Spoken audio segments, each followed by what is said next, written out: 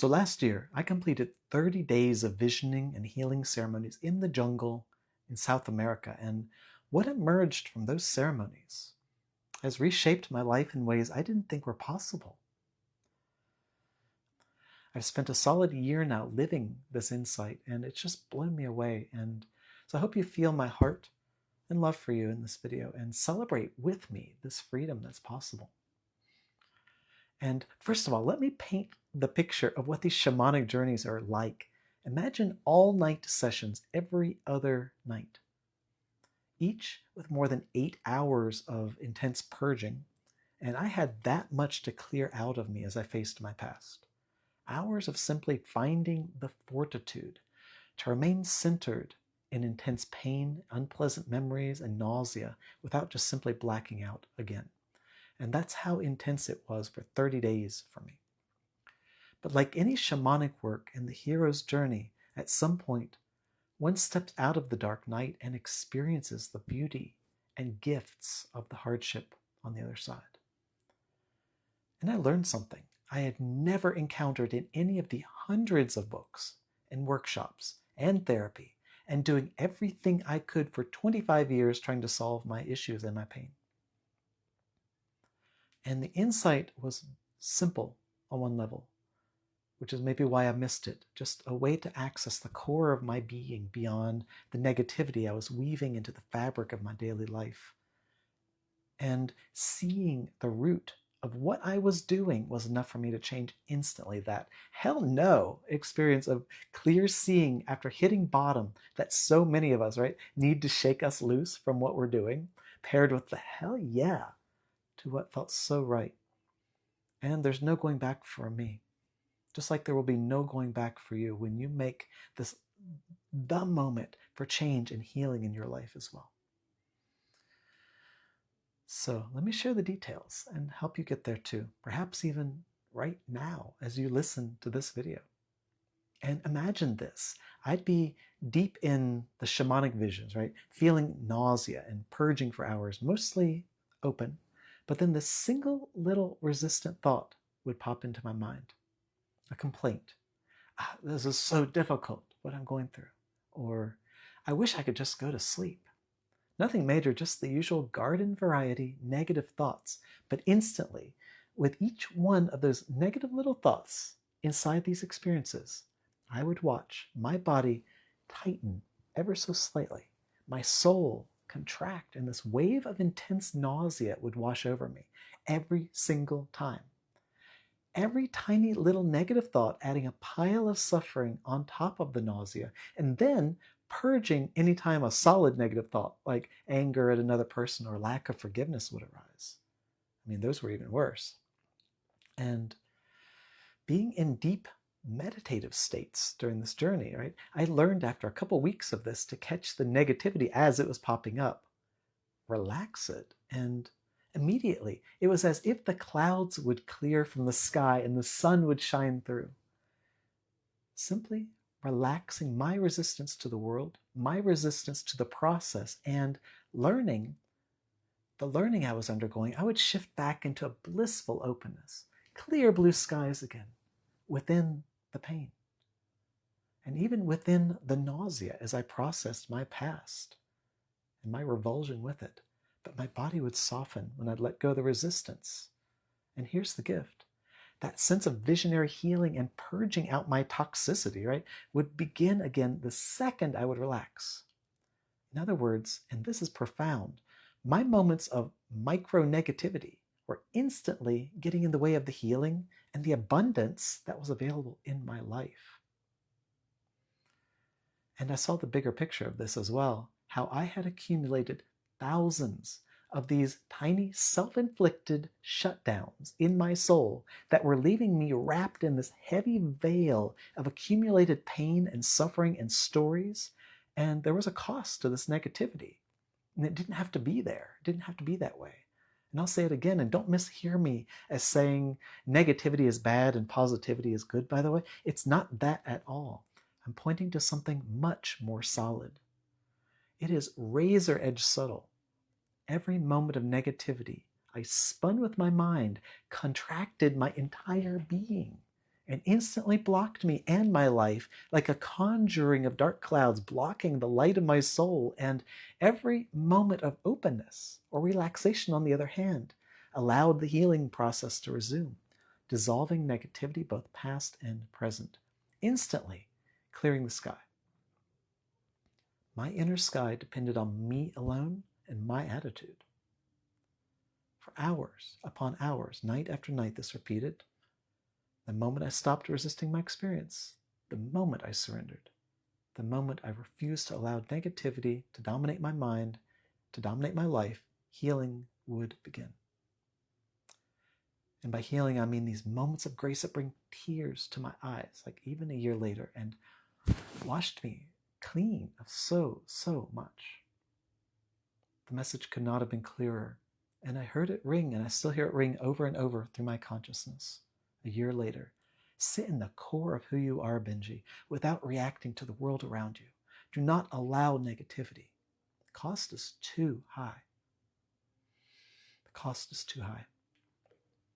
And to be clear, again, this is not some cheap directive to just be positive. And I have training in positive psychology. It's not that. No. The healing visions were showing me a place beyond all the negativity and all the attempts at positivity I had been stuck in cycles for years that was destroying my life and my health. And it was saying to me, choose a different way already. And when positivity is simply the opposite of negativity that we are chasing, it just becomes part of the wheel of suffering in our life. But something else is possible that's on a different axis than these cycles of painful opposites. Think about it. What is the axis on which the yin and the yang spin? It's a different dimension. Find that.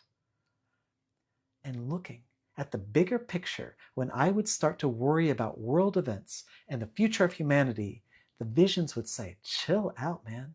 You don't have to immerse yourself in darkness just because everyone else is.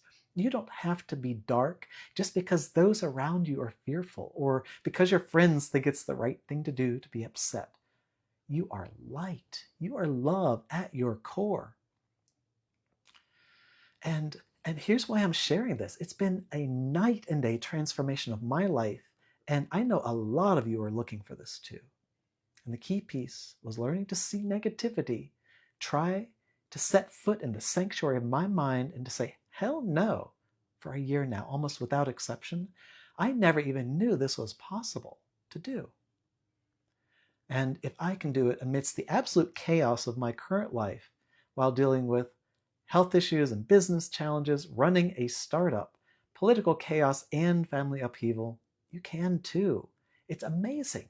And that's what's driving me right now to share with you. I want this for you. So here's where I'm going. And then I'll help you experience it for yourself if you want. A little guided meditation. And then we'll end on something deep, poetic. But there's a choice, right? You can literally be free of it and say hell no to everything in life that would drag you down without leaving your life. You can heal. You can break through your stuck places, just like I have. But the asking price, right, is to face and give up 100% of your negativity and any fake positivity while you're at it, even the negative parts that you think make you a good person. To show up 100% as you are, as the radiant being underneath all of that. That's the cost, the price. And I'm here to say it's worth that price. So let's dive into it. I want to show you something. So first of all, how do we break free of these echo chambers of negativity that we're all sitting in, right? Because we are in a culture that doesn't make it easy right now. One of the deepest insights of the past century is that thoughts are things. They powerfully shape our world, and it is easy to get trapped inside of them, these bubbles of self-delusion, the echo chambers of groupthink. And the meanings we add to everyday events around us from within our habitual ways of interpreting and in reality, creating, reifying the world around us, moment by moment. Thoughts are not neutral. They are the music in the air, the colors of the landscape that we are walking through. And we exist inside of these landscapes, these thoughtscapes, default ways of thinking and seeing the world, not just our own ways of thinking, the defaults, but those of our family, our culture, our spiritual training, our political training. And for most of us, these landscapes are dark and limiting, at least on the surface. Look what we inherited here. Look what we're in. So, reading a book, you immerse yourself in the landscape of the author's thoughts. Watching a movie, you bathe in its world and its ideas. Think about it. Watching the news, you steep in curated fear. And even when we listen to music on the radio, the music wraps around us, draws us into its mood, and we take on its colors as feelings, and the meaning of its lyrics as a poetic guiding philosophy on how to see the moment. That's the power of thought. It would be easy to frame this as a trap that we need to break free from, that we simply need to find a different landscape, or the trap of positive thinking I mentioned. But that was one of the mistakes I was making. But what I experienced in my visions in South America shattered that perspective. The negativity I was drowning in simply dissolved, actually, the moment I let in something greater, something beyond the walls of the echo chamber I had spun for myself. The habits, the clenching, the endless loops of thought were just gone, as if they had never been there, the instant I allowed myself to hear the call of something higher. I could feel my soul beckoning, like the moment I identified with its vastness. An expansive presence surrounded my pain and my negativity, making it so small, so weightless, irrelevant. It wasn't that I fought my negativity till it went away. It was that it had no power when held within something so vast. And what chance does darkness hold against a flashlight, against the sun? This experience was like opening the curtains and throwing open a window in a dark and stagnant room, like this fresh air and sunlight obliterating everything dense and stale and dark in my life. And like the sunlight rushing in, I felt it. And I mean this literally, not metaphorically. I experienced this fiery roar surging through my being when I saw this, incinerating anything small and tight and false, leaving only clarity and power in its wake. It's amazing. And suddenly it all clicked. For years I had read about embodiment, about being fully here, and my teachers like Chogyam Trungpa Rinpoche spoke of true presence, of being fully engaged in this world without escaping, and now I understood. It's not about suffering, not about avoiding suffering or controlling thoughts or being a good person. It's about anchoring in something vast, so that the suffering and negativity have no foothold at all in your being. Vast. And the obvious challenge is that we are completely immersed in a society where negativity is rearing its head and the winds of change are strong. It can feel overwhelming, as if negativity is built into the fabric of existence itself, as if to let go of it is to deny reality. But what if that's the illusion? This is how we break through. And I want to show it to you, not as a theory, but as a lived reality that is right here now for you. Even if the thought has never crossed your mind that you can be free of this swirling negativity surrounding us, I ask you to consider, like, what if the way out is in a direction you didn't even know was possible? When we're in darkness, it feels inescapable, like a weight pressing down from every direction. But in truth, it is no more solid than mist. And when the fire of higher consciousness moves through us, when the lion's roar shatters this trance of negativity, it is gone, not pushed away, but never there to begin with. An unseeing of what never was, its illusion disintegrated by something infinitely stronger. There's a sutra that says, Gate gate para samgate bodhisvaha, meaning gone, gone, so far beyond gone, so be the awakening. And so far beyond, with a clarity that reveals something startling. The darkness we've invested so much time managing and trying to fix through therapy is largely a trick of perception. When light touches what we call darkness, it disappears, and the illusion falls away. It was never what we thought it was. And what falls away is not the world, but the misperception that something is fundamentally wrong, and it's not. And as that misperception dissolves, even what we once labeled negativity or bad begins to shimmer with a different light, and we see positivity as well for all its limitations.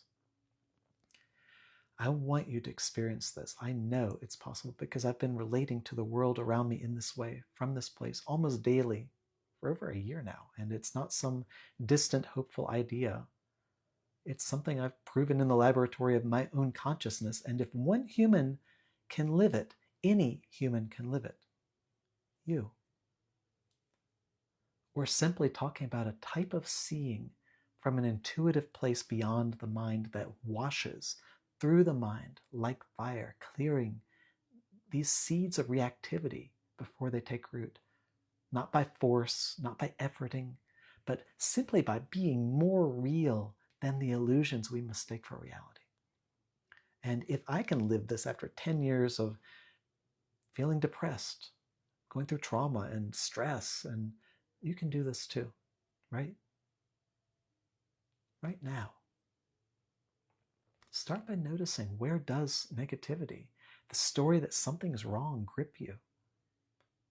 Where does it enter your mind, your body? Where is it spinning entire atmospheres that you're living in without realizing it? But what if you simply let it go? Even for a breath, for a moment. Feel the space that remains, the fire of something greater moving through. This is already within you. You only need to recognize it. Feel it. And imagine. So imagine later today, you open your computer, a headline flashes on the screen, right? Something designed to trigger you and to pull you out of this place. But back up, before you even process the words, right? Notice, even as you're touching your phone or opening your computer in your imagination, notice that familiar tightness starting to grip your stomach, a clenched feeling starting in the back of your throat, tension in your shoulders as you brace and preemptively, automatically react to what's coming when you know that you're about to open the news. A split second and we're caught. We're hooked, we react. The pull of one of these thought bubble rabbit holes, like negativity worming its way in to our soul, unseen. But we're going to do the opposite right now. We're going to do something different. So, and then something else moves through you, right? Feel this, something undeniable, something that has always been there waiting to be felt and seen. This force of clarity, the breaking of the spell, this recognition of a reality more solid than this illusion of negativity that held you moments before. Step out of that thought bubble and feel the lion's roar. And perhaps Christians would call it the Holy Spirit. Feel it surge through your chest, rushing down your spine, igniting something ancient and unstoppable within you, freeing you of these misperceptions of something being wrong. And this force that's leaving you deeply connected to who you are as a divine being, seeing through human eyes, with this clear seeing that is infinitely more powerful than the bubble of negativity that almost ensnared you. We can see what we used to react to clearly. Beyond the good, bad lens that doesn't solve anything, in this place of clarity, we simply see the fear, the yearning, our perceptions of the events around us, and we are not of it. We are free. The reactivity just washes away before it can take hold. A force moving through you that flushes you of everything that would sully your soul. That's what this experience is like. There's no effort, no struggle to stay positive, no trying to get rid of something we don't like. Only an inpouring from your soul, this waterfall of light pouring through you. A fiery lion's roar openness, this sense of being powerfully aligned to who you truly are at your core, that's protecting you and instantly healing you of the negativity you almost just experienced. Because ultimately, it is our own creation of negativity and the misperception of the world around us that we must heal. And what we thought needed healing shifts on its own accord once we see what's really going on. You do not need to resist negativity or try to pin down and fix something that you think is wrong with you or the world. It's like chasing shadows. And literally none of this is real in that way, and none of it can stick to you when you stand fully in the current of this fire of clarity and awareness, when you allow the searing light of your consciousness to take root in you and pour through your life as a being on a mission. And feel this now. Bring that news headline back into awareness. Like, we're going to coexist with it free and clear. So pause. Let your awareness drop in your body. And where are you tensing as you say hi to that news headline? What stories do you have about what it means? What reality are you spinning? Because meaning making is a form of negativity too. Where are you painting these dark clouds on your sky and reacting to a simple news headline, allowing negativity to pollute the sacred space of your life? Notice the pattern before it pollutes your soul. Now tune into the fire of your soul, this clarity in your mind, your higher mind, so vast, so open and powerful. And if you don't know this place, take a moment and just go look at the sky, that entire universe that you see is arising in your mind's eye, not out there somewhere. That vastness of your inner world, the depth of your soul, is as radiant as the 10,000 suns you see. And feel that clarity, that fire of your soul surrounding any negativity from that headline, burning through anything that doesn't belong in your life. Allow this fire to clear you. Allow grace to enter your life. And notice as you do this, where you think it's right to be negative. Do you see yourself doing this? Like prior to these healing visions, I would say, well, that really is negative. That really is bad. And part of me wanted to hold on to the story, to continue creating a world where problems exist and bad things happen. And what I've realized is this: I have a choice here, and I have to surrender even that. I have to surrender the philosophy I picked up somewhere, the idea that the world I construct in my mind, the reality, I assume we all share, with all kinds of evidence to the contrary, that we actually share one reality, right? That it contains something inherently bad or wrong. Where did that come from? I have to surrender all that BS too, to surrender that judging of reality, to relax my reactivity and instead simply be in awe of the mystery, to let go and let God, as some put it, to let go of the story that you need to fight something, and to let go of the desire to be the hero of some awful situation.